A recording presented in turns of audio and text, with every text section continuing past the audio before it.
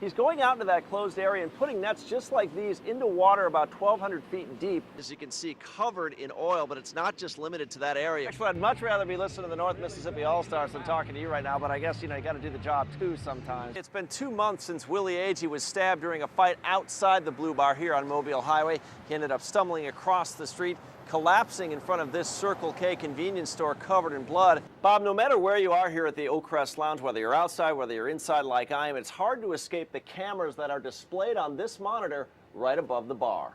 That's right, Bob. Mike Wiggins took some heat earlier in the year when he decided to run for the strong mayor position after originally opposing the idea of having a strong mayor in general.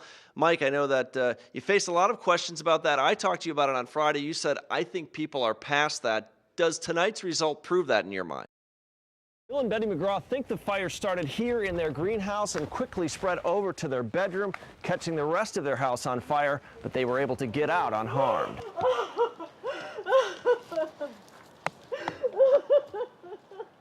Betty McGraw couldn't contain her emotions as she tried to salvage what she could after her home was devastated by fire. I owned an insurance agency for 13 years. Yes, ma'am. I've been on the other side of it, but never on this side. Never on this side. This is something that always just happens to everybody else, never happens to you. Neighbor Tom Agus was the first one to spot the flames when he went to get his morning coffee around 5:30. He immediately called 911 and then headed next door. He started banging at their garage door and window for about 2 minutes, just really banging at their door. Around that same time, Betty McGraw says she heard a different noise. I heard something like somebody was walking on my roof Yes, up in ma'am. the attic. And I went to the bathroom and I asked Bill, because he was still in bed, if he was making a noise, and he said no.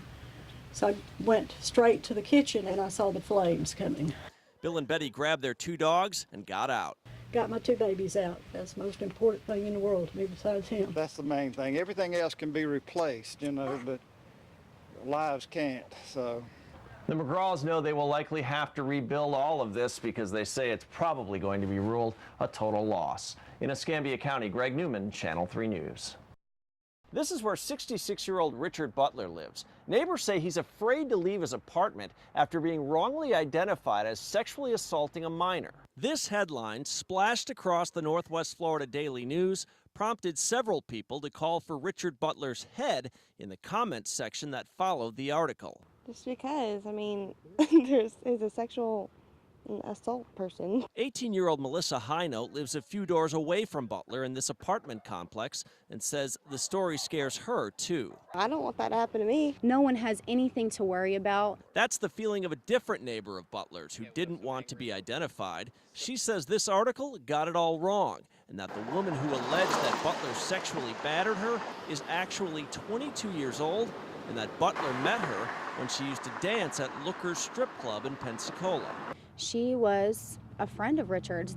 She would come over here all the time. And a Santa Rosa sheriff spokesperson confirmed Butler's alleged victim is indeed over the age of 18.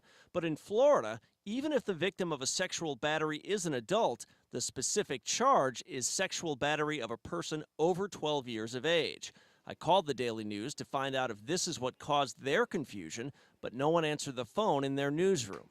Of course, none of that means Butler is innocent of the actual crime he's charged with. And along with the sexual battery, he's also facing charges for producing and possessing marijuana with the intent to sell. This is something that she has put on him, and it's completely false. Butler will be arraigned on the sexual battery charge on January 4th in front of Judge Gary Bergosh. In Santa Rosa County, Greg Neumann, Channel 3 News.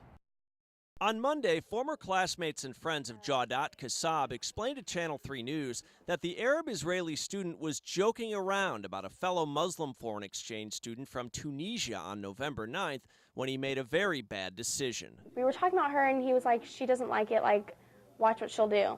And then Jawdat goes up to the board and writes something in Arabic, which turned out to be Death to America. And so he went up there, wrote it, she started cheering and was yelling Death to America.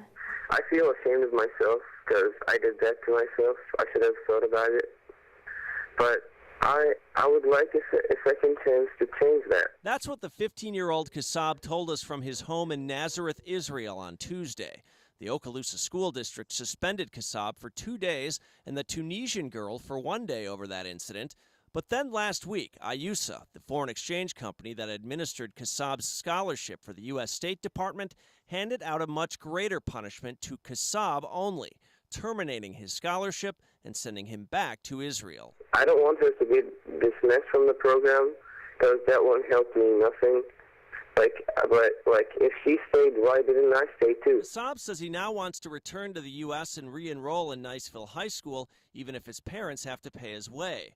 It's clear that Kassab has a lot of friends at Niceville High who would like that too. Someone even made a Facebook page titled, "Bring Jawdat Back." Like everyone who knows me wants me back. If they thought I was a tourist, they wouldn't want me back. Some new statistics out today show 90% of people are not prepared for a storm. As J.C. Birch reports, folks at the National Hurricane Center are warning you'd better get ready. Now, starting tomorrow, buying those storm supplies will be a little less expensive. Florida's sales tax holiday runs June 1st through the 12th. It's the third year the state has offered the savings. Some of the tax-free items include flashlights, portable radios, tarps, gas containers, batteries, and more. Alabama's legislature has yet to approve a sales tax holiday for this year. New tonight at 5, bracing for the state's property tax reform, the city of Pensacola releases a list of possible cuts in service. In a worst-case scenario, the city projects $7.7 million in cuts, including 24% of the fire department's total budget and 9% of the police department's total budget. The proposal includes closing down Fire Station Number 2, located on Davis Highway. That would result in the elimination of 18 firefighter positions. And if you close this station, nearly 7 minutes. The City Parks and Recreation Department is also looking at a potential 9% cut. Coming up tonight at 6, I'll have a full report on this story, including what specific cuts the police department may face.